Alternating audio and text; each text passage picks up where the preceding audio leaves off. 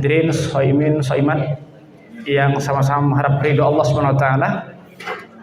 Pertama, mari kita panjatkan puji syukur kepada Allah Subhanahu wa taala karena pada pagi hari ini kita dapat hadir bersama-sama di aula SMA Muhammadiyah ini, Bapak Ibu. Mudah-mudahan langkah kita, amal ibadah kita yang kita lakukan selalu mendapat ridho Allah Subhanahu wa taala. Dan tanpa kita aturkan salam bering salam kepada junjungan kita Nabi besar Muhammad sallallahu alaihi wasallam, kepada keluarga, sahabat dan pengikut yang setia hingga akhir zaman. Dan mudah-mudahan kita yang hadir pada siang hari ini atau pagi hari ini termasuk orang-orang nanti yang mendapat syafaat nanti di yaumil kiamah nanti. Amin rabbal alamin.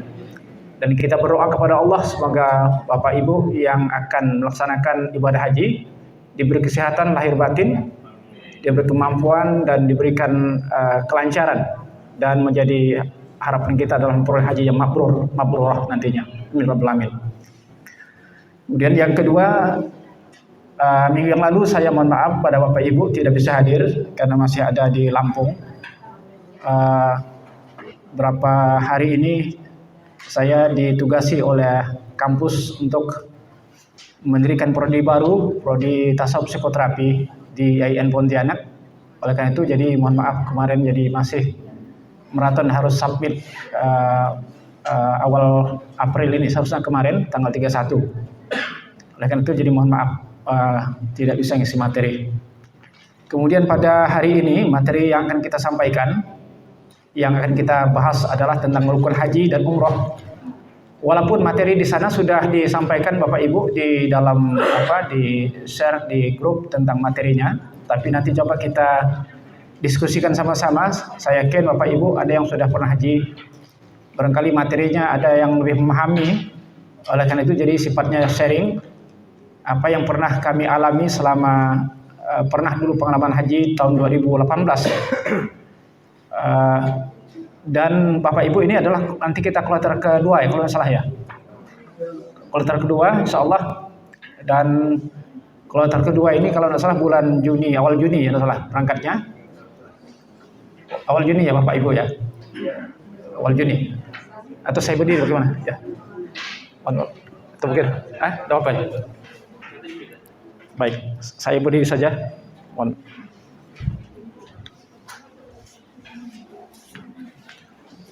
Mohon izin berdiri Bapak Ibu.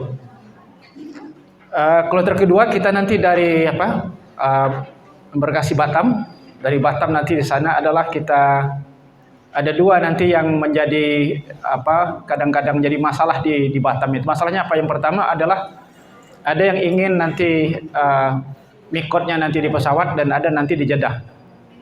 Nah ini yang jadi permasalahan. Permasalahannya adalah masing-masing dengan pendapatnya masing-masing, dan ini yang menjadi perhatian kita bersama Bapak Ibu. Pengalaman saya waktu dulu di haji tahun 2018, waktu di Batam kami pada waktu subuh kalau nggak salah berangkat. Kemudian itu sudah mandi di Batam, siap-siap itu, dan kita sudah pakaian ihram, siap-siap untuk berpakaian karena nanti mikotnya di pesawat. Tetapi sebagian besar itu mikotnya nanti di Jeddah. Nah, nanti mana yang lebih sahih dalilnya sebagainya, tapi masing-masing ada dua pendapat ini. Tetapi bagi yang di pesawat nanti itu ada dalil dasarnya.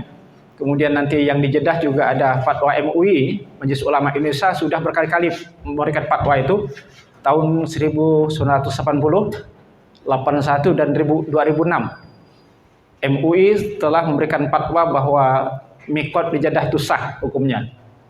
Kemudian Ibnu Hazm juga mengatakan itu sah. Kemudian Imam Hanafi, Maliki juga tidak masalah kalau tidak melalui mikot makani dari yang mikot di pesawat.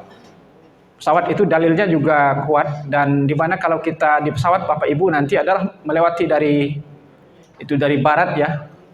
Dan kalau di barat itu kan berarti melewati mikot makani, mikot yang ada itu. Kemudian oleh karena itu kalau sedangkan di Jeddah itu adalah di daerah selatan kalau tidak salah, di selatan. Berarti kita sudah melewati situ, melewati garis mikot itu. Karena itu sebenarnya dalil yang kita pakai adalah kalau sudah melewati berarti tidak sah. Artinya tidak boleh melewati itu. Jadi harus kita siap-siap mikotnya di pesawat itu. Nah, oleh karena itu jadi ini dalil-dalil ini yang dipakai ya. Yang tentu ada dalil yang lain yang nanti bisa kita jadikan hujah atau dalil untuk sebagai mikotnya di pesawat. Tapi singkatnya adalah pengalaman haji 2018. Ternyata mikot di pesawat itu lebih mudah dibandingkan di Jeddah.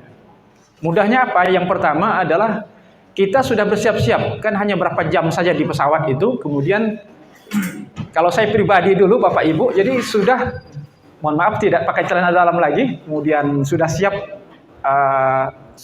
pokoknya siap untuk inilah, siap untuk lakukan ihram ya, mikotnya di pesawat itu. Kemudian pesawat itu nanti adalah kemudian pilot di pesawat atau petugas di pesawat itu sudah akan memberitahu Bapak Ibu bahwa nanti tinggal sekian menit atau 1,5 jam atau 1 jam, setengah jam, itu diberitahu bahwa bagi Bapak Ibu yang mikot di pesawat itu diberitahu oleh petugas pesawat terbang itu oleh orang Arab sendiri ya, petugas yang sudah diberitahu oleh pesawat. Kemudian begitu sampai garis itu, sekarang Bapak Ibu yang mikot pesawat silakan sekarang mulai berniat untuk ihram, mikotnya di situ. Jadi kita begitu sekarang mulai langsung dibimbing. Nah, itu yang pesawat. Nah, begitu kita ini langsung kita bertalbiyah. Sedangkan yang lain itu tidak, sambil santai, sambil sebagainya. Atau mungkin ada sambil baca Quran, sambil zikir dan lain-lain. Nah, bagi kita yang di pesawat itu sudah bertalbiyah, kemudian sampailah ke Jeddah dan lain-lain. Terus kita lantunkan itu baik itu dengan lirih atau ucapkan dalam hati ya. Nah, begitu sampai di Jeddah itu jam 12 atau jam setengah 1 siang Bapak Ibu. Di Jeddah itu kemudian, nah bagi yang di Jeddah itu siap-siap mandi di sana. Di sana itu bukan tempat mandi, tempat duduk, tempatnya panas, terbuka dan lain-lain. Nah, di sanalah waktu di Jeddah itu banyak yang diusir orang-orang kita dari Indonesia, itu diusir jadi oleh petugas di Arab itu adalah dulu. Nah, sekarang itu lebih banyak jumlahnya dibandingkan yang lalu. Sekarang kita dari Indonesia 2.200 ya, 220.000 jumlah dari Indonesia ya, jamaah hajinya. Ini paling banyak nih. Artinya dari yang sebelumnya. Nah, bayangkan kalau kita mandinya bagi yang di Jeddah itu yang mandi di sana baru pakaian ihram lagi sebagainya. Itu luar biasa, udah panas, kemudian tempatnya terbuka, mana laki, perempuan dan lain-lain. Itu bayangkan ribuan itu Bapak Ibu di sana. Tempatnya kecil, kemudian ada tidak begitu besar dengan jumlah yang begitu banyak. Nah, ini yang buat itu repot. Di sana itu Allahu a'lam lah. Ada yang jelas, ada yang terbalik-balik, maka itu karena saking buru-buru. Bis itu sudah nunggu. Tolong Bapak Ibu silakan, bis sudah ini. Bayangkan ini baru mandi, baru siap-siap. Itu kalau kita yang sudah melakukan ihram dan mikot di pesawat itu nyaman, tenang. Belum lagi nasi datang. Makan dulu atau apa dulu nih? Nah, terus ini pesawat ini bis sudah ini. Terus kelompok kita di mana? Jadi panik di situ Bapak Ibu. Bayangkan, paniknya luar biasa.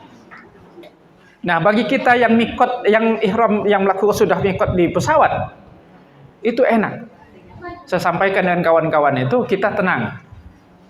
Jadi nasi datang kita makan, yang mereka sibuk mau mandi, mau makai ini, sebagainya. Walaupun kita membantu mereka yang terbalik-balik juga makai itu. Nah, ini yang terjadi di tahun 2018. Apalagi sekarang, saya membayangkan bahwa tentu haji tahun ini lebih banyak jumlahnya, padat dibandingkan tahun-tahun yang lalu. Sedangkan untuk di Jeddah itu adalah sampai hari ini sepanjang tahun saya belum ada perluasan untuk bandaranya itu. Nah, ini yang saya sampaikan kepada Bapak Ibu. Jadi sebaiknya memang kita memilih yang mikotnya di pesawat itu lebih aman banding saya. Ini pengalaman. Tetapi kalau di sana, baru mandi di sana, bayangkan Bapak Ibu, itu diusir oleh petugas, belum lagi yang tidak membayangkan. Nah, inilah banyak stres. Begitu bisa sudah jalan, ini belum siapa lagi. Ini kita di mana ininya? niatnya loh, mikotnya di mana ini. Jadi bingung semua jamaah karena masing-masing menyelamatkan diri. Karena oleh karena itu kita yang sudah dibentuk karom itu kemarin sudah ini Pak ya. Ini penting. Jadi untuk mengabsen kemudian list nama-nama yang di grupnya masing-masing, di grup kelompok kita, kenali wajah Bapak Ibu semuanya, sudah kenal namanya Bapak Ibu ya? Ya maksudnya yang kelompok renggoja kan berapa, terdiri dari berapa tuh? Ada 11-12 orang ya? 11-12. Nah itu kenal nih. Nah begitu nanti sampai di mana di Jeddah, kemudian nanti ke penginapan, nanti kita di sana itu kita berpakaian ihram dan siap-siap untuk umroh. Umroh haji tawaf kudum ya untuk kedatangan kita pertama di sana. Nah di sana itu jadi Bapak Ibu bayangkan itu adalah secara teknis kemarin sudah sampaikan oleh Pak Basuki bahwa kita jangan ngurus tas dulu ya. Jangan ngurus tas kita ya, koper kita dulu. Mengapa? Koper itu kadang-kadang saya pribadi 2 hari baru ketemu ya. 2 hari. Terus banyak yang mencari koper itu jadi sibuk sampai demam cari ini. Karena saking banyaknya koper itu jadi bingung ini bagaimana mencari ininya. Akhirnya bingung, akhirnya stres, demam, menggigil. Jadi banyak demam itu karena stres menghadapi kondisi yang seperti ini. Oleh karena itu Bapak Ibu jangan hiraukan dulu, yang penting selesaikan dulu kita tawafnya, kemudian sa'i, kemudian tahallul, udah selesai itu aman, jelas. Jadi kita tidak perlu memikirkan kopernya nanti sore atau malam atau mungkin besok, tidak masalah. Oleh karena itu nanti pakaian ihramnya, pakaian itunya jadi jangan taruh di koper. Jadi taruh di luar, taruh di tenteng gitu ya. Begitu nanti kita taruh itu jadi tas kopernya itu nanti ketemunya di hotel di sana di Makkah ya. Bayangkan kalau kainnya tidak ada, bagaimana kita mau pakai ini. Nah, ini pengalaman ya, sehingga nanti kita bisa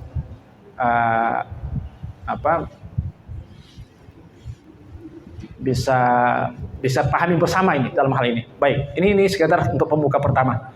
Nah, pada hari ini adalah kita akan bicara tentang ini, mengulang materi yang barangkali kemarin sudah disampaikan oleh Ustaz Abdurrahman ya kemarin. Pada hari ini pada akhirnya kita nanti saya sampaikan tentang materi dasar ini. Next. Terus. Ya.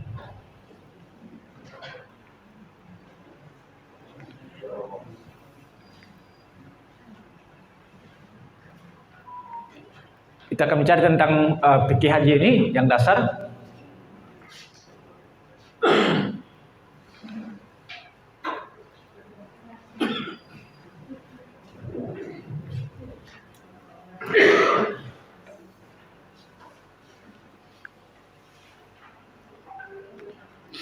Nah, kita akan bicara tentang macam-macam haji dan sungai. Yang pertama adalah tamatu. Haji tamatu ini adalah melaksanakan umroh sebelum haji.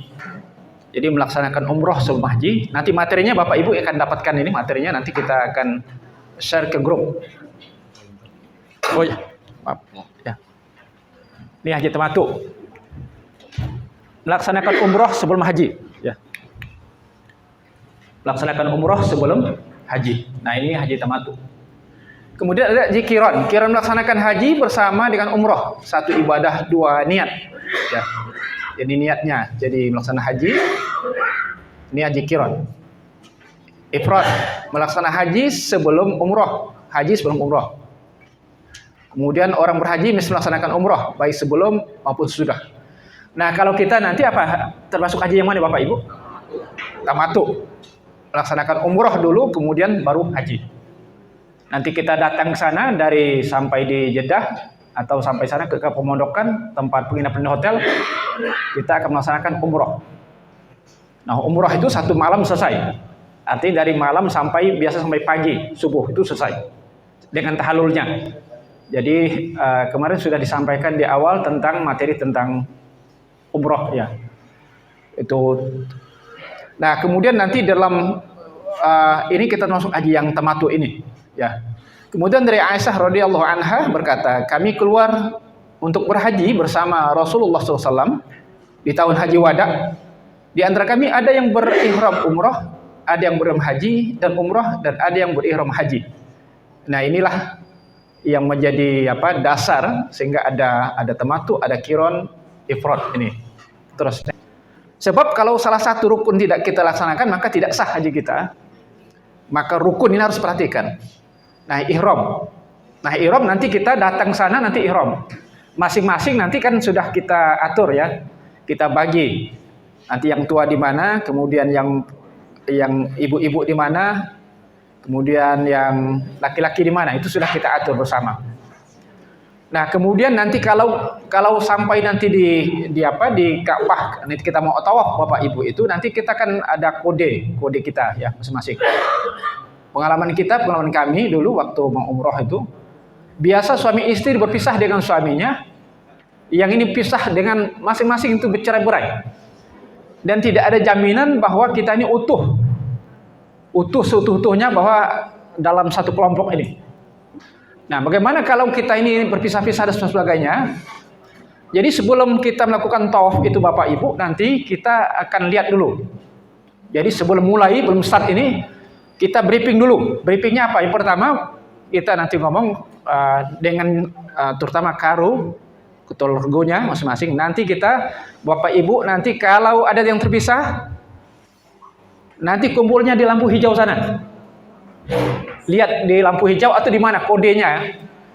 Siapapun yang kalau sudah sampai, kalau kita terpisah, jangan panik. Pokoknya tetap tenang, selesaikan dulu.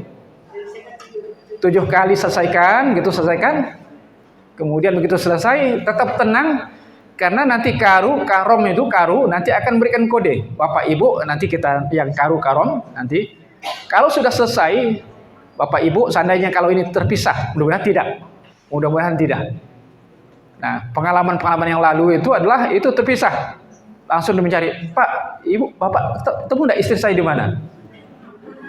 Aduh, gimana mencari istri? Nah, yang istrinya bertanya, Pak, suami saya kemana Pak ya? Itu susah jawabnya. Apalagi tidak pegang HP. Nah, itu dah untuk menghadapi yang ribuan itu jutaan itu luar biasa.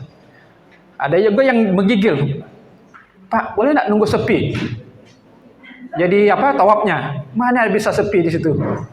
Jadi tidak ada sepi.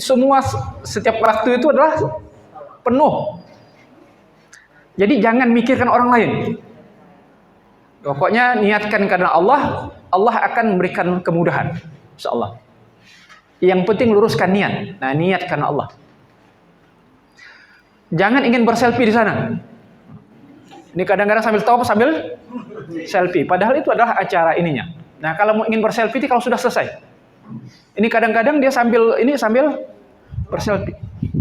Berfoto, macam-macam lah, berpose. Ini kalau dapat dihindari Bapak Ibu ya. Karena acara ibadah itu jadi sayang, itu mahal-mahal bayarnya itu. Jadi kalau untuk selfie-nya kalau sudah selesai. Atau di video kan sudah selesai dari tawaf itu, kemudian 7 kali, kemudian sudah sholat sunat, sudah selesai, tinggal minum air zam-zam, atau sebelum minum air zam-zam, silakan mau berfoto, setelah minum air zam, kemudian kita sa'i, habis sa'i, kemudian tahallul selesai, dah, kita boleh berpakaian seperti biasa, itu sudah bebas dalam artian tidak lagi boleh berpakaian seperti biasa dan lain-lain. Tapi kalau belum tahallul, itu tidak boleh pakai pakaian yang aneh-aneh, berupa kopiah dan lain-lain bagi yang laki-laki. Jadi ada larang-larangan itu. Kalau tidak kena dam itu. Kena dendam kita. Nah, ini harus diperhatikan. Insyaallah itu sudah disampaikan materi sebelumnya. Nah, ini kalau sudah selesai ini ya silahkan itu. Baru boleh kita ini. Nah, lanjut. Oh ya tadi sudah. Nah, yang tadi pantas sebelumnya. Ihram mungkin wukuf di Arafah. Nah, wukuf di Arafah juga nanti kita akan dari pemondokan. Sekaligus materi yang Pak Basuki kemarin yang di-share di grup. Kita dari pemondokan nanti kan tanggal 7 itu, tanggal 7 atau 8 itu sudah siap-siap untuk ke Arafah. Nah, nanti kita ada pemodokan nanti di niatnya dari situ, mandinya dari situ berpakaian ini. Nah, bagi kita yang boleh jadi kalau nanti Allah berikan kemudahan, jadi nanti kita bisa tarbiyah. Kalau tidak pun nanti tarbiyah dan sunnah saja. Tapi kalau kita bisa tarbiyah, kita bisa tarbiyah. Kalau tidak, ya kita langsung ke Arafah. Ya, di Arafah itu. Nah, rata-rata biasanya yang jamaah haji yang kita sebagian besar dari Indonesia itu bermalamnya di Arafah untuk menunggu wukuf itu ya. Karena kondisinya yang tidak memungkinkan untuknya. Nah, bagi kami yang pengalaman saya kemarin, saya adalah bisa melaksanakan tarbiyah kemarin tanggal 8 itu tarbiyah. Dan itu barangkali awalnya tidak diizinkan oleh pembimbing. Saya izin berkali-kali, kami tidak menanggungi Pak Jais. Katakan Pak Haji, saya mau tarbiyah. Itu tidak diizinkan. Tidak diizinkan. Ada berapa orang yang ini, ada sekitar 8 orang. Karena kita bergabung dengan Ustadz Mubarak pada saat itu. Kemudian tidak diizinkan karena saya dari Kuburaya. Tapi saya ngotot untuk tarbiyah. Akhirnya buat surat pernyataan, perjanjian, kemudian tarbiyah. Nah, mabitnya di sana, nginap bermalamnya situ di Mina. Di Mina, kemudian untuk tarbiyah itu 8 Zulhijjah. Nah, apa keuntungan tarbiyah itu? Adalah keuntungannya Bapak Ibu, kalau kita sudah tarbiyah itu, kita bisa survei. Bisa survei tempat, kemudian tempat kita di mana, kemudian kita untuk melempar jumrah kita sudah bisa langsung jalan kaki berapa kilometer, kemudian bolak-balik posisi jalannya di mana itu, kita sudah hafal itu. Nah, itu kalau yang enaknya kalau tarbiyah di situ. Karena di tarbiyah itu tidak banyak orang melakukan itu. Itu sepi, lengang, artinya kita orang banyak numpuk di Arafah karena siap-siap karena khawatir. Nah, kami di Mina pada saat itu adalah enaknya itu adalah tidak banyak orang. Jadi kita hanya yang jamaah Muhammadiyah, ada dari Solo, dari Jogja, tidak banyak. Jadi arti sepi di situ, tidak seramai yang di Arafah itu. Nah, begitu di sana kami langsung survei dulu. Survei kemudian 78. Iya, 78 itu survei. Survei langsung sana. Ini posisi jamaratnya untuk melempar jumrah sini. Jadi kita jalan kaki 8 kilo. Bolak-balik berarti 16 kilo. Dari pemondokan kita di Mina. Di Mina itu kan. Jadi kita sudah tahu di mana tempatnya, di mana posisi kita melempar. Nah, melempar itu jadi posisi nanti melempar Bapak Ibu kan ada tiga tiang itu tempatnya. Posisi kita. Jadi polisi nanti petugas itu bukan polisi. Petugas nanti akan mengarahkan kita itu ada di sebelah kanan, ada sebelah kiri. Nah, di mana posisi kita? Jadi ada celah-celah itu nanti. Kalau kita posisinya di sebelah sini, ini agak terbalik kita nanti melemparnya. Jadi posisinya harus Ka'bahnya ada di sana. Ka'bahnya itu. Posisi tetap di sebelah kiri, sama seperti posisi kita. Sama seperti kita posisi tawaf itu. Jadi Ka'bah itu sebelah kiri. Tetapi kalau kita melemparnya di sini, melempar posisinya di sini, lempar posisi ini, berarti Ka'bahnya di sebelah kanan. Oleh karena itu kita harus langsung posisinya kita kan ada celah jalan itu. Ya kita ambil posisi lagi di sini. Nah, karena ada celah jalan di posisi di tiang itu. Nah, posisi begitu. Teknisnya begitu. Walaupun diarahkan di sana nanti kita langsung belok lagi di situ, kemudian kita melemparnya dari sini posisinya. Melempar dari sini. Bukan dari sebelah ini. Ini teknis Bapak Ibu. Tapi ini penting. Jangan sampai nanti posisi kita melempar itu ada posisinya Ka'bahnya di sebelah kanan. Nah, sebelah kanan itu melemparnya. Karena Ka'bahnya di sana, kita melempar sini berarti Ka'bah di kanan. Posisi melempar tetap posisinya sama seperti kita tawaf. Sebelah kiri, melempar juga begitu. Posisinya Ka'bah di sana tetap sebelah kiri. Ini hal-hal yang seperti ini yang perlu kita perhatikan. Nah itu kalau di wukuf ini wukuf kemudian di Arafah. di Mina, tarbiyah. Nah, begitu tanggal 9 pagi, kemudian diantar oleh bis itu, tapi harus bayar lagi Bapak Ibu. Kalau tarbiyah itu tidak ditanggung oleh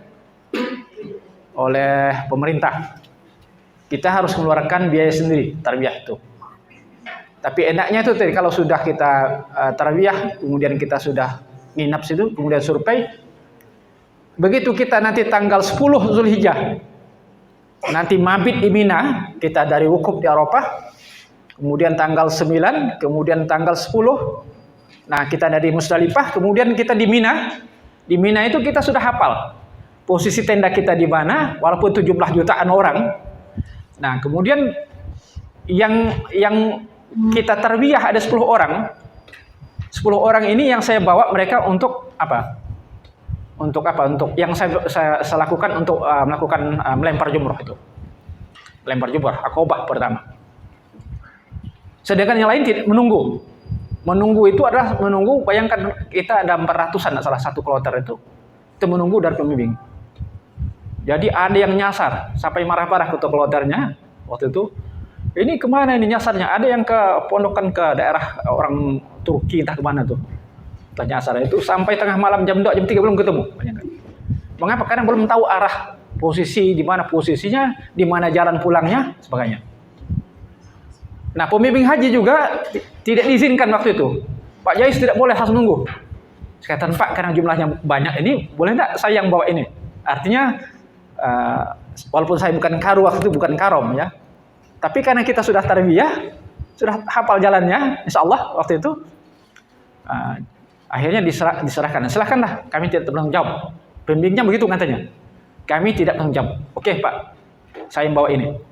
Jadi saya bawa kawan itu, jadi yang ikut saya silakan ikut. Jadi saya bawa mereka. Udah lancar. Di terowongan Mina, kemudian jalan lancar sampai sana. Kemudian pulang lagi ke tempat ini, selesai. Kemudian tahalul, kita udah pakaian ini. Yang mereka belum selesai. Belum selesai, sibuk, masih ini. Kita sudah selesai melakukan ini. Ini bukan berarti ego, bukan. Tapi inilah kondisi yang ratusan, 400-an, berapa 500-an Bapak Ibu yang diatur oleh satu kloter ini. Satu tempat, kemudian di sanalah kita macam-macam itu. Jadi macam-macam yang terjadi di sana tuh. Yang banyak tuh stresnya. Ini mau kemana? Ini kemana ini? Jadi kadang-kadang sudah lewat jamnya, sudah ini itu tidak lagi pakai aturan, dah pakai ini. Tidak bingung dah di situ. Nah, tapi kalau kita yang sudah terbimbing ini, insya Allah, jadi kita tertib gitu. Maka penting sebenarnya tarbiyah itu. Bagaimanapun itu kalau kita diizinkan mudah urusannya kita tarbiyah, kalau tidak pun ya dengan tetap juga kita langsung sesuai yang diarahkan untuk di wukuf di Arafah. Itu hanya sunnah saja. Jadi bukan wajib. Hanya yang rukun itu dari wukuf di Arafah. Nah, wukuf di Arafah sekaligus saya menjelaskan. Wukuf di Arafah itu nanti adalah dalil-dalil nanti Bapak Ibu nanti bisa baca di buku itu yang ada. Dalil-dalilnya sudah ada. Nah, waktu wukuf di Arafah itu nanti adalah kita pas zuhur itu adalah khutbah wukuf, kemudian nanti sholat zuhur, kemudian asar itu jamak takdim, qashar.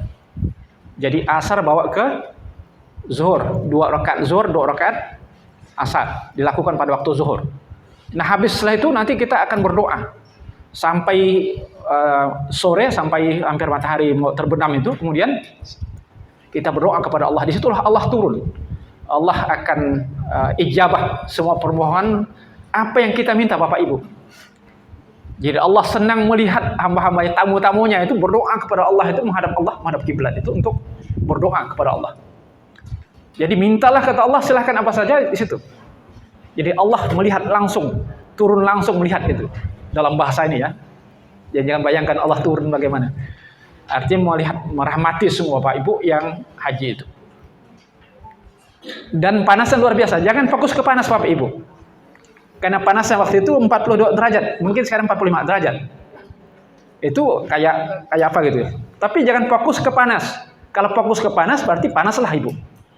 Tapi fokus kepada bahwa ini kita ibadah, bahwa Allah akan memudahkan, Anggaplah itu panas itu adalah 18 derajat atau 20 derajat Celcius.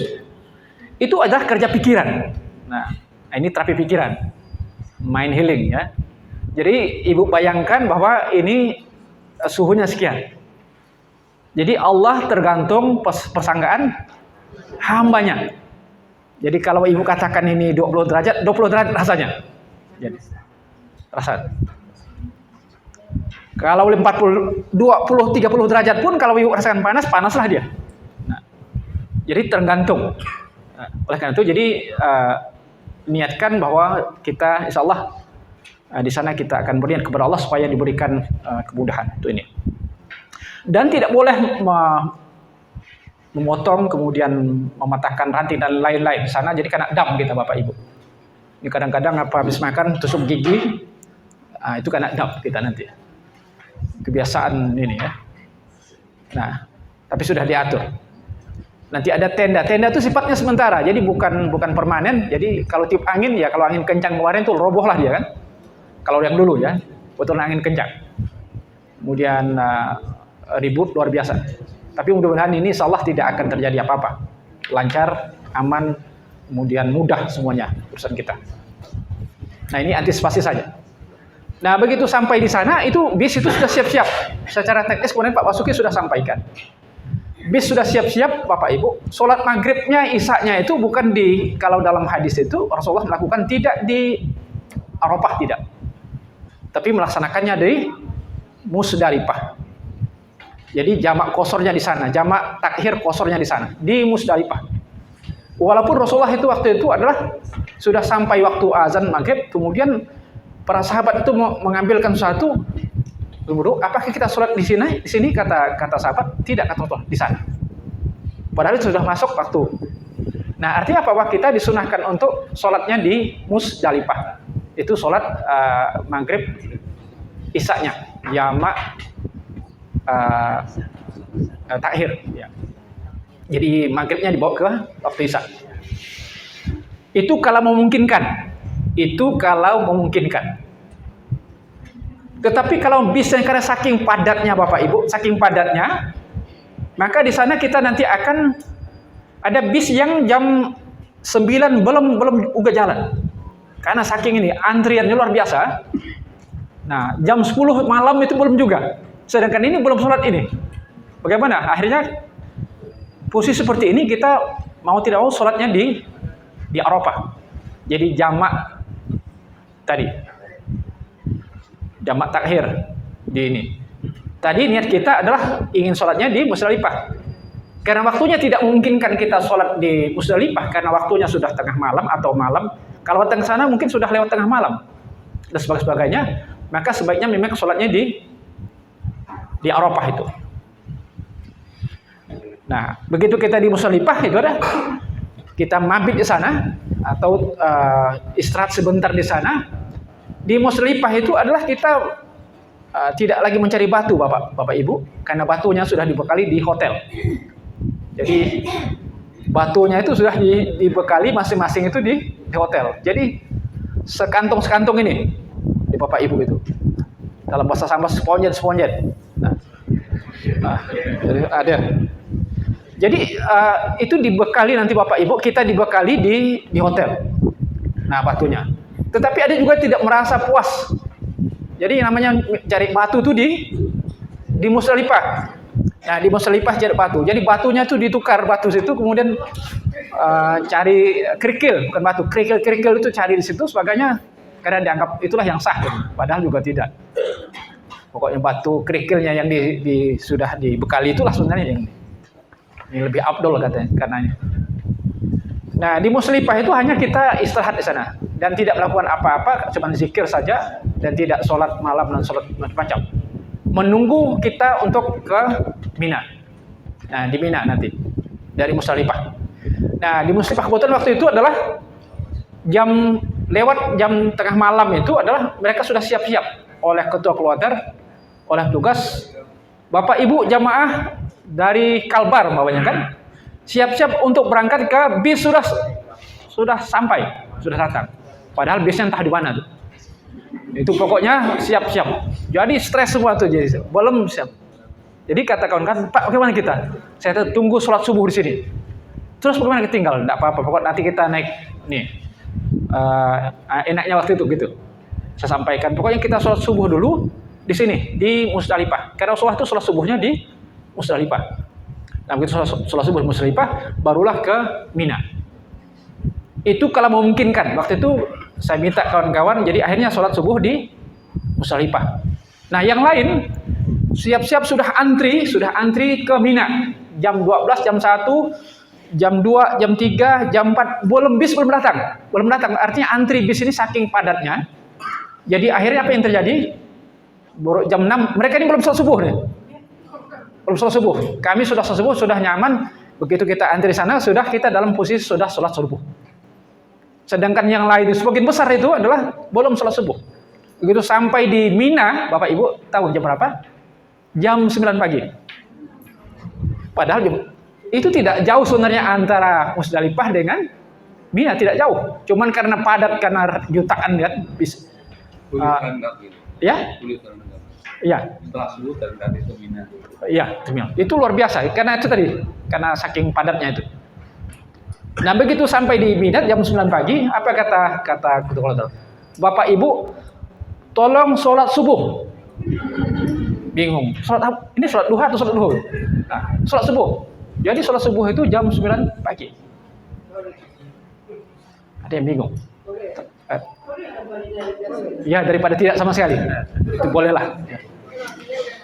Dalam kondisi seperti ini, itu ya, ya. Hanya Allah yang tahu maksudnya. Jalan kaki sedang juga Bu. Arti jalan kaki itu terjauh, naik bis terlalu dekat gitu kan. Nah itu. Jauh belum nyampe, dekat sudah lewat gitu. Nah itu bagaimana itu? Sedang gitu ya. Jadi jalan kaki itu juga. Tetapi ada juga dari Mina ke Arafah itu jalan kaki. Biasa orang-orang Afrika, mereka jalan kaki. Napak tilas seperti Rasul lakukan dulu jalan kaki. Bayangkan jalan kaki itu berkilo-kilo jalan kaki. Nyantai juga. Waktu zaman Pak Basuki katanya ada jalan kaki Pak ya. Bukan yang ada yang dari Tarwiyah ke ini, dari Mina ada jalan kaki. Jalan kaki, sedang juga jalan kaki. Nah, tapi Bapak Ibu itu tidak direkomendasikan jalan kaki. Nanti hilang, tidak tahu kita. Sesuaikan dengannya. Nah begitu di mana di tempat pemondokan di Mina, Bapak Ibu, di sana tidak tahu mana laki mana perempuan.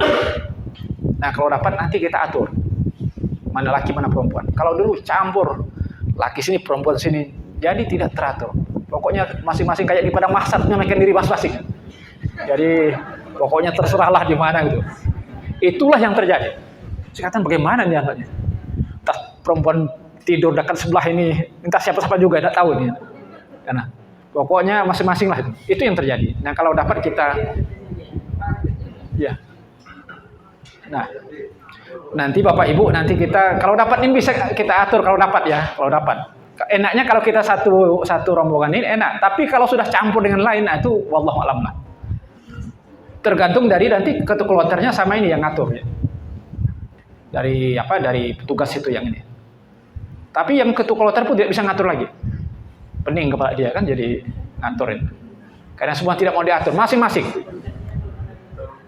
Nah, di sana keluar masing-masing watak aslinya.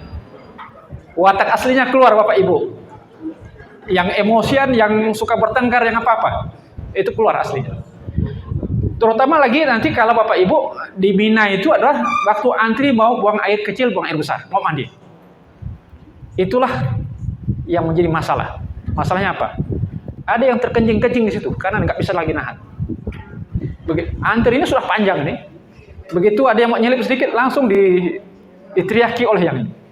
Nah, sedangkan kawan ini sudah nggak bisa lagi.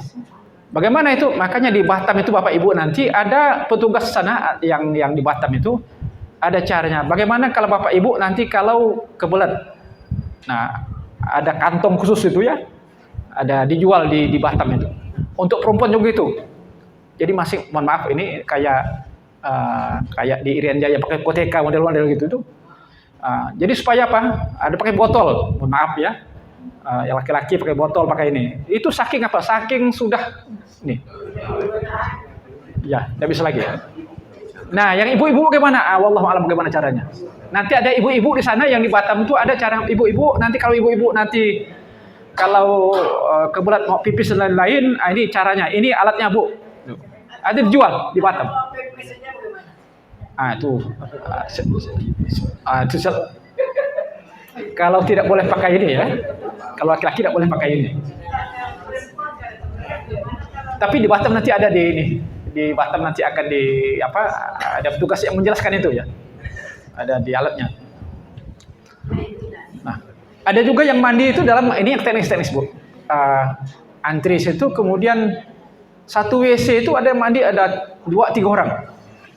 WC-nya kecil karena saking antrinya mandinya 3 orang. Akhirnya apa? Jebol ke itu ya dia meninggal di dalam. Karena langsung jebol ke dalam kemudian masuk 3 yang ke dalam. Karena langsung ambruk ya. Tempatnya untuk 1 orang diisi 4 orang bayangkan itu. Akhirnya apa yang terjadi itu masalah. Tidak usah dikerjakan yang ini. Tapi itulah kondisi yang ada di sana. Tapi lagi-lagi Bapak Ibu mohon kepada Allah supaya berikan kelancaran kemudahan. Kuncinya adalah kita mohon kepada Allah. Karena Bapak Ibu kita adalah tamu-tamu Allah, pasti Allah akan memudahkan bagi kita yang berniat semata-mata karena Allah Subhanahu wa taala. Kuncinya di situ. Jadi Bapak Ibu adalah tamu-tamu Allah, kita adalah tamu-tamu Allah. Pasti jadi tamu yang baik, pasti tuan rumahnya akan melayani dengan cara yang baik. Berniatlah dengan cara yang baik, mohon diberikan kemudahan, kelancaran lain-lain. Nah, alhamdulillah jadi kalau ada lancar dan mudah itu bersyukurlah kepada Allah, bersyukur aja. Nah, ini sunnahnya. Ada hal-hal lain yang kadang-kadang di luar itu juga ini diberikan kemudahan oleh Allah. Tapi masing-masing tergantung dari niatnya. Maka pasang niat masing-masing di rumahnya. Ini niat sangat penting. Jangan sampai ini. Nah, ini terus lanjut ya. Kemudian ada sa'i atau ifadah ini nanti terakhir. Kemudian sa'i, cukur atau tahallul. Nah, rukun umroh ihram, tawaf, sa'i, ini rukunnya. Ya. Wajib haji. Kalau wajib ini adalah tidak ini.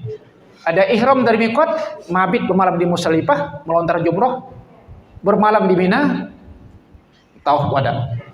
Apa beda rukun dan wajib? Nah, jika rukun tidak dikerjakan maka hajinya tidak sah. Tetapi jika wajib tidak dikerjakan hajinya sah meskipun harus diganti atau dibayar dengan dam. Umroh tidak wukuf di Arafah apa nih? Ya. Tidak mabit di Musdalifah dan Mina dan tidak melontar jumrah. Terus mikot batas mulai start mikot zamani ini tadi yang saya sampaikan tadi ada ini tempatnya ada Zulhulaifah ini beralih. Ini bagi yang kloter pertama Bapak Ibu kita dari Batam langsung ke Madinah.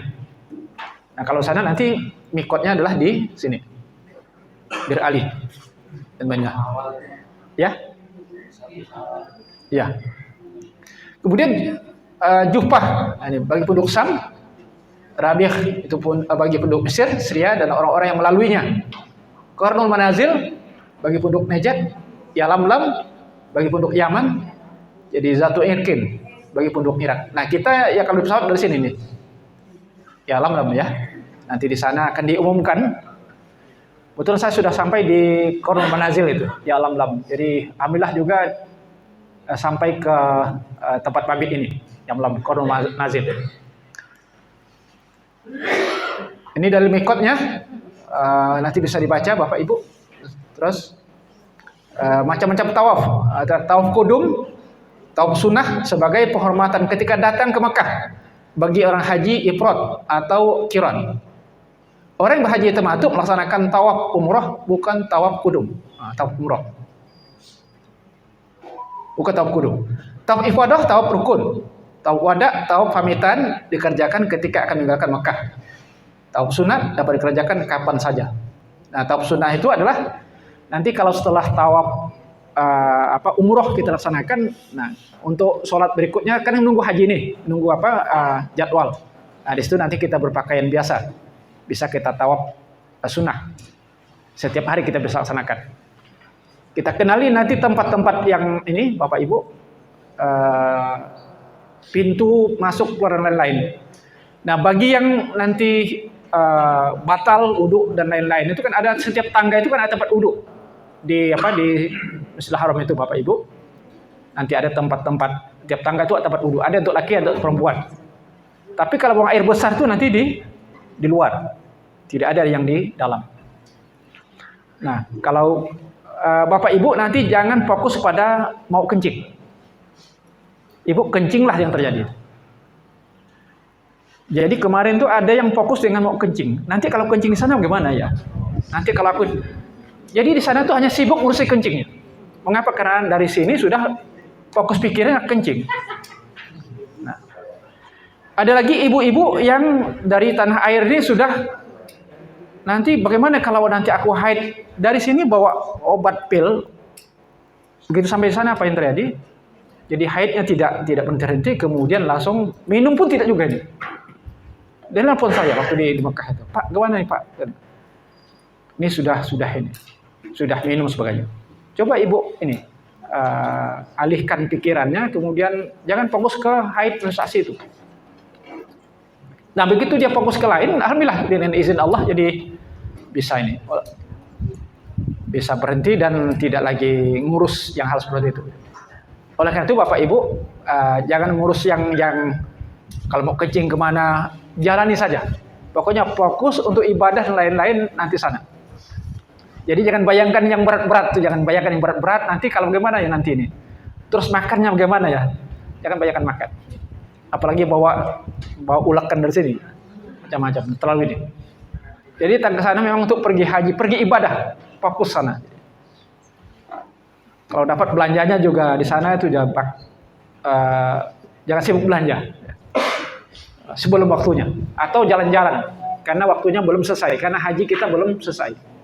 Nunggu haji kan lama, bisa itu digunakan oleh jamaah itu untuk jalan-jalan kemana-mana, jadi ziarah dan lain-lain. Nah, kita ziarah itu adalah atau city tour di sana itu adalah setelah selesai acara haji sudah selesai, mau ke Madinah. Nah, mau ke Madinah itu baru kita nih. Nah, kami sempat juga ke Taif. Nah, sempat ke Taif setelah 2 hari sebelum sudah selesai haji, kemudian mau ke Madinah. Nah, baru tur di situ. Tur biasa sendiri. Itu ke Taif. Ke Taif itu enak Bapak Ibu. Jadi ada berapa jam dari Makkah. Taif itu sama seperti di Bandung tuh lah. Dingin. Jadi buah delima itu dari Taif. Buah-buahan itu dari Taif. Kalau delima itu Bapak Ibu beli satu buah itu berapa rial? 10 atau berapa rial? 10 15 rial. Di Taif itu adalah 20 rial itu sekeranjang ini, Bu. Pisang yang besar-besar itu dari Taif. Banyak-banyak buah-buahan itu dari Taif. Nah, jadi kami yang beruntung alhamdulillah jadi pernah ke Taif, sekalian napak tilas. Napak tilas bagaimana Rasulullah waktu itu datang ke sana menyampaikan kalimat tauhid, kemudian dikejar-kejar oleh anak kecil, kemudian yang lain-lain. Nah, itu di Taif. Tapi ini bukan suatu yang harus ya. Tergantung dari bagaimana nanti di sana kita. Karena bayar lagi kan. Nah, perlu nanti ada iuran lagi ya. Termasuk juga untuk tarbiyah itu bayar. Kalau dulu cuma berapa 100, mungkin sekarang sekitar 300 400. Kalau itu kita mungkin agak berat. Silakan.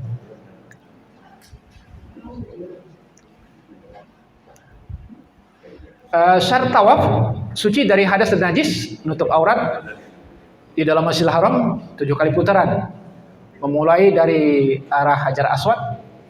Ka'bah selalu berada di sebelah kiri. Nah ini, Ka'bah selalu berada di sebelah kiri. Baik itu mau tawaf maupun mau lempar, harus selalu berada di sebelah kiri. Posisinya tadi.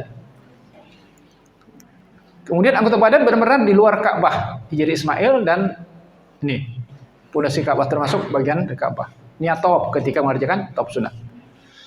Nah, hal yang teknis juga Bapak Ibu nanti, terutama yang banyak diusir dari Indonesia adalah karena sholatnya itu di jalan.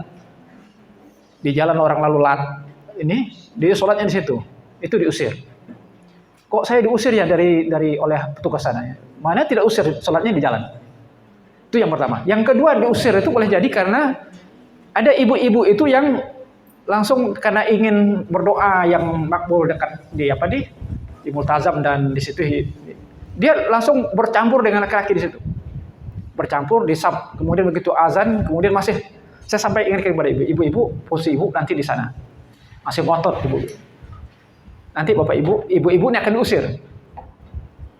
Dia masih ngotot situ. Begitu ada petugas langsung diharam-haramkan oleh petugas itu. Diusir oleh petugas. Nah, jangan sampai itu terjadi. Ingin tempat yang makbul dan sebagainya, kita mengabaikan tentang etika dan lain-lainnya. Jadi perlu bapak ibu. Kemudian di sana juga dalam sholat ya. Dalam sholat bapak ibu nanti juga di sana tidak ada aturan. Ada aturan yang kalau kita di sini kan tidak boleh lewat di hadapan orang sholat. Kalau di sana bapak ibu nanti akan melihat itu orang sholat dari mana arahnya, itu tidak lagi nih. Tidak lagi bisa dihadang gini. Itu lewat itu, terutama orang-orang hitam itu biasanya enak saja itu. Nerobos kemudian lewat di depan kita dibolak-balik itu, jadi dalam sholat ini itu biasa di sini. Bahkan yang sempit itu langsung disisapnya lagi. Bayangkan itu tidak bisa bergerak kita di sini. Nah, tapi maklumin sajalah. Kalau seandainya itu terjadi. Kalau itu pernah saya alami juga di sana aja. Kita sudah ini dihimpitnya lagi itu kan, jadi makin kecil lah kita. Karena ini masih kosong katanya. Masih kosong. Padahal kita posisi sudah miring dah. Nah, itu saking ngapain? Untuk ngisi sop-sop itu dan sebagainya. Nah, kemudian nanti di Mina sekaligus juga saya sampaikan bahwa Bapak Ibu, kalau di Musdalifah sholatnya adalah jamak takhir. Kalau di Musdalifah itu sholatnya adalah itu di qasar, dipendekkan, tapi sholatnya setiap waktu. Dalam hadis seperti ini.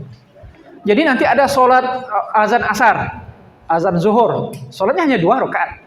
2 rakaat. Itu sholat jamaah. Kadang-kadang jamaah kita ini mau mana-mana juga. Pokoknya jamak qasar, jamak takdim di situ. Pokoknya kita di sini. Di Mina. Nah, Rasulullah itu adalah sholatnya tidak di jamak qasar, tapi hanya di qasar. Jadi sholatnya dikerjakan pada waktunya masing-masing. Jadi maghrib 3 rakaat, nah sholat isya nanti 2 rakaat. Sholat subuh 2 rakaat tetap seperti biasa. Pokoknya yang 4 itu kita qasar. Dilaksanakan pada waktunya masing-masing. Itu pelaksanaan di Mina. Tidak di qasar. Tidak di jamak qasar maksudnya. Hanya di qasar saja. Itu pelaksanaan begitu.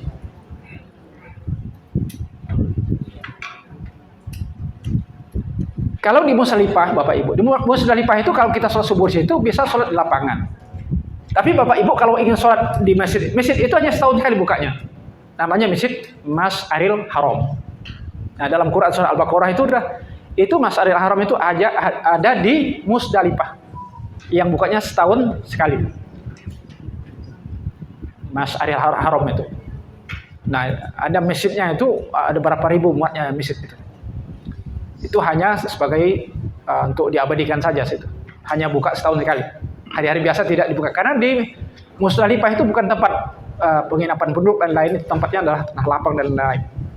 Nah, baik, gitu.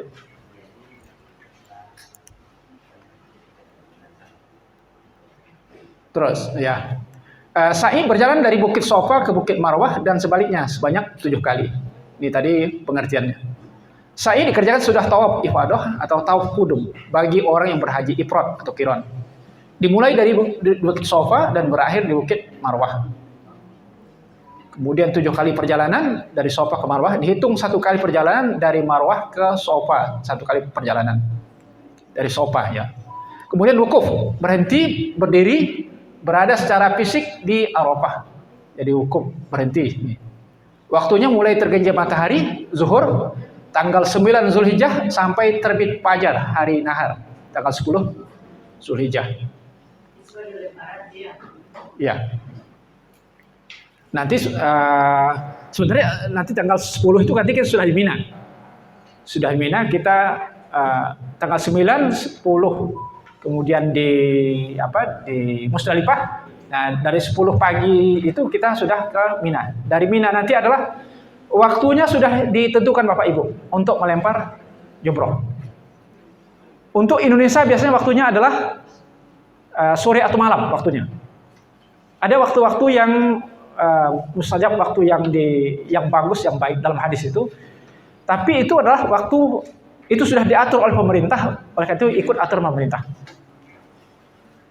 Kecuali kalau kita kalau kemarin kami waktunya adalah tersendiri. Nah, ini tidak boleh dilakukan. Tapi kalau jumlah besar, rumah banyak, ikut aturan yang sudah diatur jamnya oleh pemerintah. Karena itu bercampur dengan orang Turki, orang Eropa dan lain-lain ya, campurnya. Itu sudah ditentukan jamnya dari Indonesia jam berapa, sudah ditentukan masing-masing. Jadi kita berjumrah udah hari raya haji ya? Iya, tanggal 10. 10 ya 10 Hijjah. Habis melempar jumrah Aqobah itu, pada saat itulah kita takbiran. Jadi bukan jalan dari pemondokan dari tenda kita sudah takbiran, tidak. Itu terus bertalbiyah. Bertalbiyah. Begitu kita sudah melempar jumrah Aqobah, kemudian kita pulang, itulah baru kita bertakbir. Hari raya Bu kalau kita di sini. Nah, itu. Jadi yang lempar yang hari-hari raya itu lempar jumrah apa aja kan? Aqobah. Hanya sekali. Kalau besoknya? Besok Ula, Wusto dan Aqobah. Tiga yang. Kedua yang ketiga. Ya, 1, 2, 3. Ketiga-tiganya. Ya. Selanjutnya gitu. Untuk pertama yang 10 itu hanya satu saja dulu. Dan itu sudah diatur nanti sudah ini. Melempar jangan terlalu emosi juga melemparnya. Karena ada yang melempar sampai sandal pun dilempar juga kan. Sampai ini. Melempar setan katanya kan. Bisa dari dekat kita melemparnya Bapak Ibu, dari dekat kan waktunya kita bisa antrian. Nah, di sana habis melempar kita nanti ada posisi untuk berdoa menghadap Ka'bah itu, menghadap kiblat. Posisi. Habis melempar kita berdoa. Nah, baru kita jalan. Aqobah baru jalan pulang. Ini mabit di Musdalifah. Mohon maaf kalau materinya kita langsung lompat-lompat situ, jadi mana yang ingat, tapi nanti bisa diingat. Mabit itu bermalam di Musdalifah hukumnya wajib, kecuali bagi orang yang uzur seperti sakit atau mengurus orang sakit. Jadi mabit di Musdalifah itu adalah wajib. Jadi bukan ini. Mabit itu tidak bermalam. Mabit artinya bermalam. Sebenarnya bermalam itu di Musdalifah sebenarnya akan nunggu waktu ini sebenarnya. Dari maghrib atau sebelum maghrib, pas maghrib kita langsung ke Musdalifah. Di Musdalifah itu adalah nanti jam 2, jam 3 itu subuh, itu jam 12 ke atas, jam 1 itu bis itu sudah nunggu. Katanya sudah nunggu waktu itu. Jadi kita tidak sempat tidur sebenarnya. Hanya istirahat sebentar, singgah sebentar. Untuk menyimpan energi, mengumpulkan energi untuk berikutnya gitu ya. Nah itu. Pokoknya kalau di Musdalifah itu pokoknya istirahat saja di situ. Nggak usah jalan-jalan lagi, itu nanti berikutnya akan lebih lagi. Karena nanti di Mina kita tidak tahu Bapak Ibu pemondokan kita di mana, berapa jaraknya kita tidak tahu. Kalau dulu saya itu jaraknya adalah 8 kilo dari tenda untuk jamarat melempar jumrah itu 8 kilo. Berarti PP pulang pergi itu adalah 16. Jadi kita jalan kaki itu. Jalan kaki Bu. Tidak ada bis, tidak ada kendaraan, tidak apa. Pokok jalan kaki lah. Insya Allah asik Bu. Menikmati ya, sambil ini. Karena niatnya untuk ibadah biasanya senang, itulah yang membuat kita jadi ringan. Ya. Kalau saya enak sandal. Pokok yang enak tuh sandal tuh yang sandal jepit itulah enak. Pokok sandal yang nyaman Bapak ya. Silahkan mau sandal ini silahkan ya. Pokok yang nyaman. Saya suka pakai sandal jepit itu kalau mau uduk pun bisa ini kan, tidak ini. Di sana orang tidak perhatikan kita pakai sandal bagus tidak, itu terserahlah. Ya. Baik. Nah, mabit di Mina. Di Mina juga mabit bermalam. Pada hari-hari tasyrik hukumnya wajib. Bagi yang nafar awal mabit 2 malam, dan bagi yang nafar sani mabit 3 malam. Jadi kalau nafar awal juga boleh Bapak Ibu, bagi ini kalau kita sudah meninggalkan Mina ke tempat penukan. Biasanya makan itu sudah masing-masing, tidak dibebaskan kita ini. Dalam Quran itu surah Al-Baqarah itu dijelaskan, jadi bisa jadi kita untuk jadi tidak ada dosa ya. Baik yang awal maupun yang ini, sama-sama ada perintahnya, ada dalilnya, dasarnya. Mabit di Mina harus muzamul lail ya, sebagian besar malam. Beda dengan di Musdalifah yang cukup sebentar setelah lewat tengah malam. Orang yang sakit atau punya kesibukan tentu boleh tidak mabit. Nah, ini. Silakan. Terus. Melempar jumrah Aqobah di hari nahar. Nih, ini tadi Bu. Melempar jumrah Aqobah di hari nahar dapat dimulai dari tengah malam hari nahar 10 Zulhijjah. Waktu afdal utama setelah terbit matahari sampai zawal, terbenam matahari, waktu zuhur. Nah, waktu itu saya melempar itu adalah dengan kawan-kawan, ada 3-4 orang yang saya bawa, adalah waktunya jam 11. Jam 11. Jam 11 itu bukan jadwal dari Indonesia, bukan. Saya dan kawan-kawan tuh gabung dengan kelompok yang Turki yang tidak ada orang Indonesia itu. Gabung di sana, sebenarnya dilarang juga sebenarnya itu. Tapi karena udahlah, karena kita sudah tarbiyah tadi, jadi tahu ini itu di kelompok. Tapi ini tidak boleh dikerjakan Bapak Ibu yang belum hafal jalannya, nanti nyasar kemana-mana. Nah, kemudian waktu ikhtiar terpilih baik sampai terbenam matahari. Waktu jawaz boleh sampai terbit fajar hari berikutnya. Nah, baik.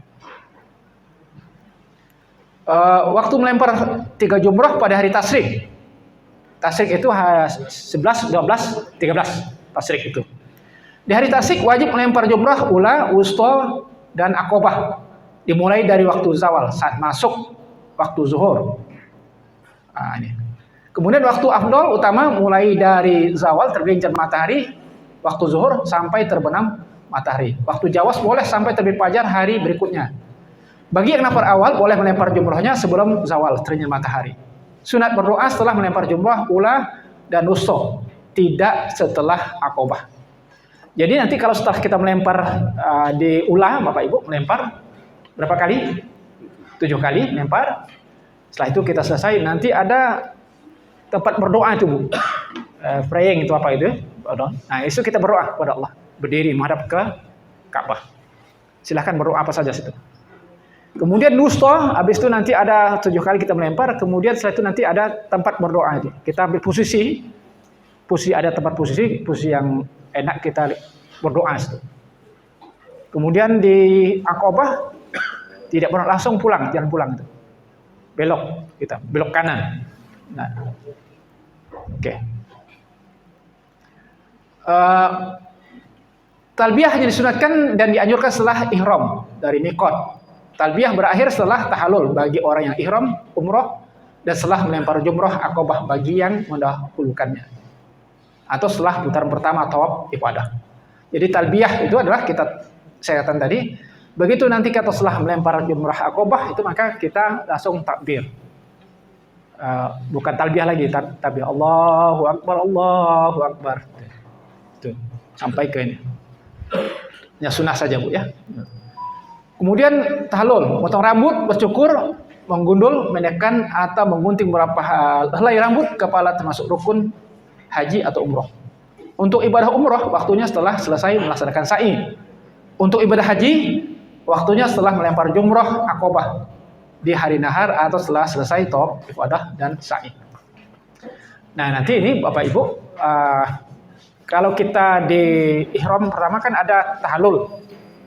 Nah, tahallul itu biasanya tidak dicukur habis ya.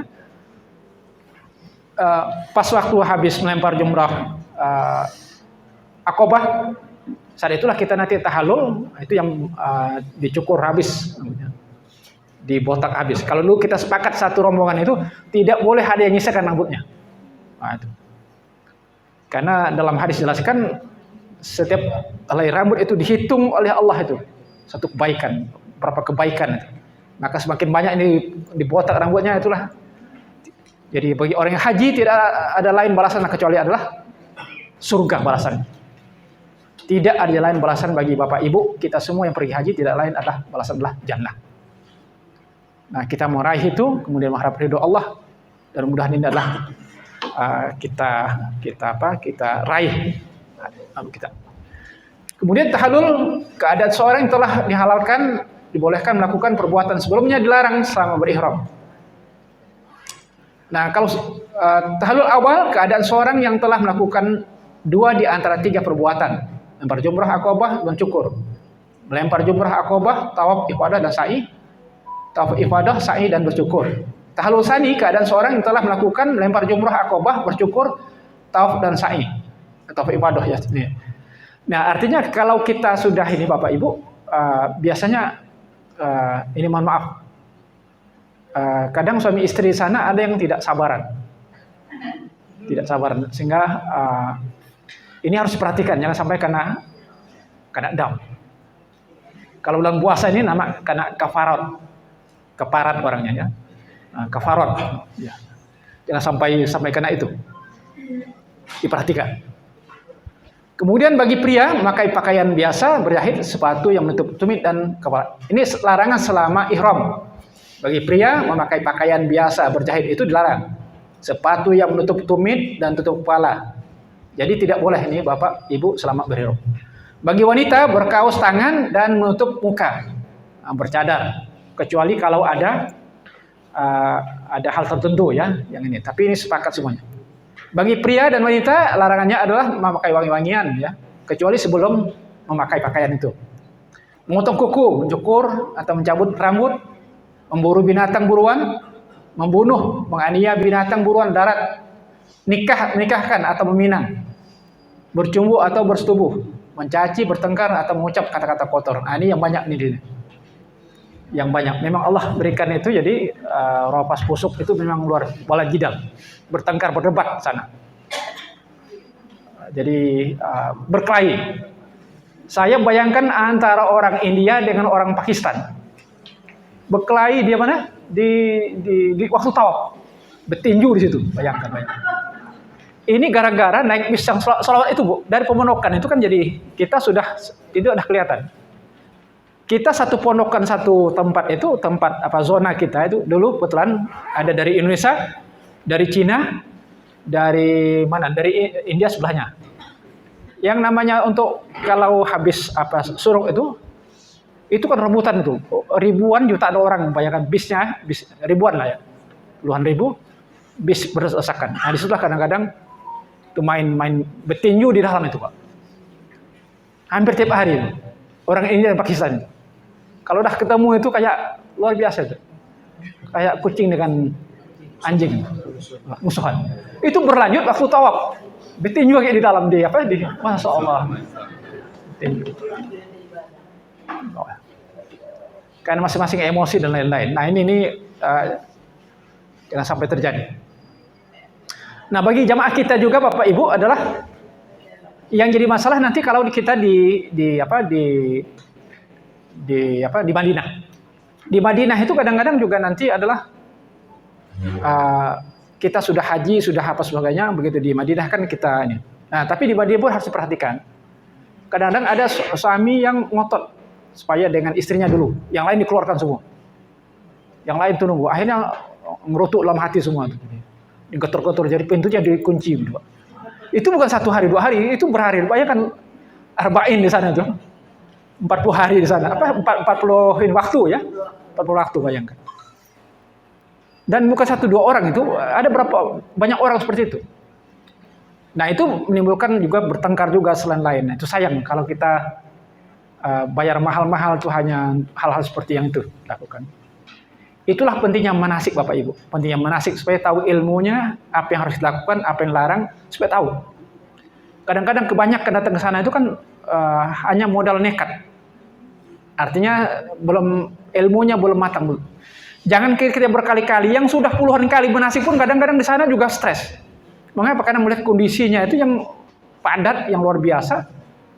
Itu yang buat mental kita tuh ciut dan luar biasa.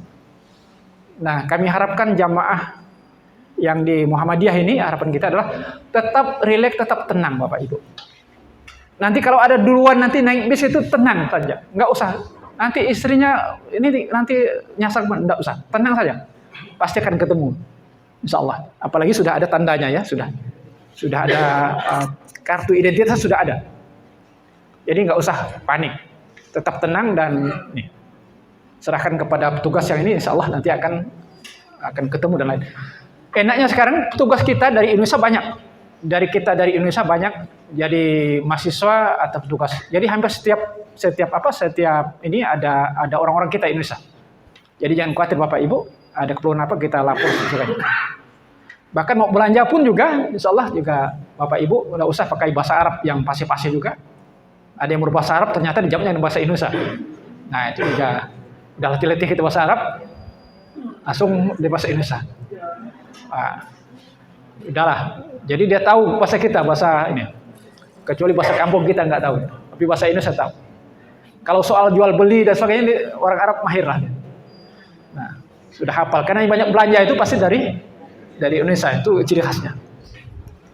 Kemudian dam isaiyah, dam menyembelih kambing unta atau sapi di tanah haram untuk memenuhi ketentuan manasik haji. Dam nusuk sesuai ketentuan ibadah bagi orang yang melakukan haji tamattu. Nah, kita dam nusuk ya.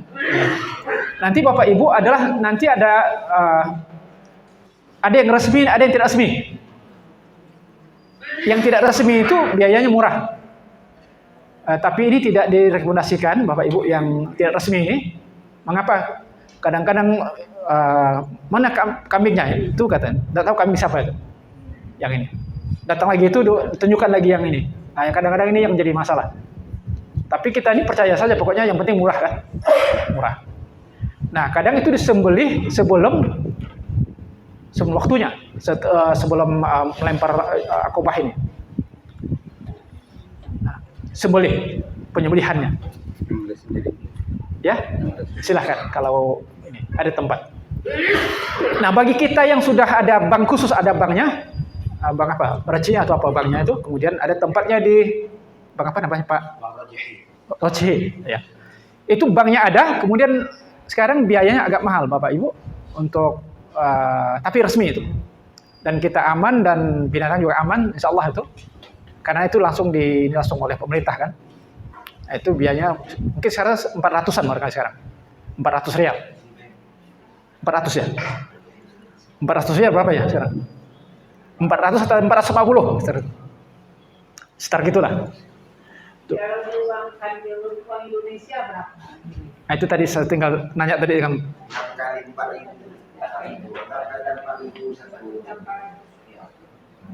400 rial kali 4.000 berapa?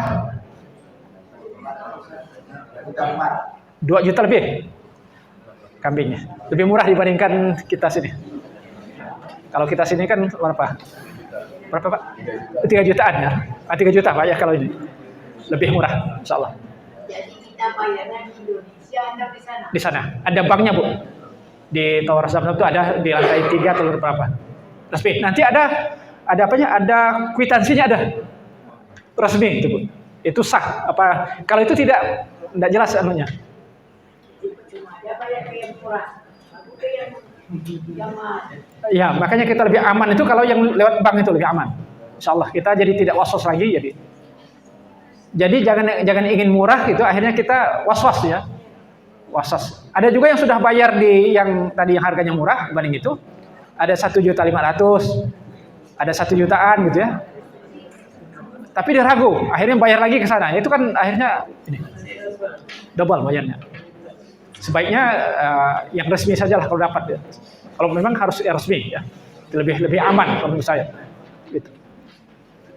Kemudian dam isyah dikenakan bagi orang yang melanggar aturan atau melakukan kesalahan, larangan ihram, meninggalkan wajib haji umroh, tidak berihram niat haji mikot, tidak mabit di Musdalifah, tidak mabit di Mina, tidak melemar jumrah, tidak tawaf pada.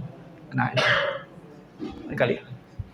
Ini pelanggaran. Karena berhaji tamatu atau qiran, menyembelih kambing jika tidak mampu maka puasa 3 hari tanah suci dan 7 hari tanah air. Memotong rambut, kuku, memakai wangi-wangian, pakaian berjahit, sarung tangan, dan untuk muka wanita boleh memilih membayar fidyah, sedekah kepada 6 orang, masing-masing 2 mud atau 1,5 kilo, atau puasa 3 hari. Membunuh hewan buruan, nah ini masing-masing sudah ada ininya. Membunuh hewan berapa ininya? Kalau potong rambut ini kenanya berapa sanksinya lah. Kemudian bersetubuh secara berurutan membayar kifarat. Nah, 1 ekor onta, 1 ekor sapi, Bapak Ibu. Jangan dikerjakan ini. 7 ekor kambing. Memberi makan seharga onta kepada fakir miskin di tanah suci. Puasa dengan hitungan 1 hari untuk setiap mud dari harga onta. Tidak tahu harga onta berapa. Ya, yang jelas puluhan juta lah gitu ya. Nah, terus. Nah, ini dalil sanksi pelanggaran. Oke, ini kalian sudah selesai Bang Ali. Baik. Demikian Bapak Ibu yang sepintas yang dapat sampaikan. Insyaallah materi ini akan Bapak Ibu dapatkan.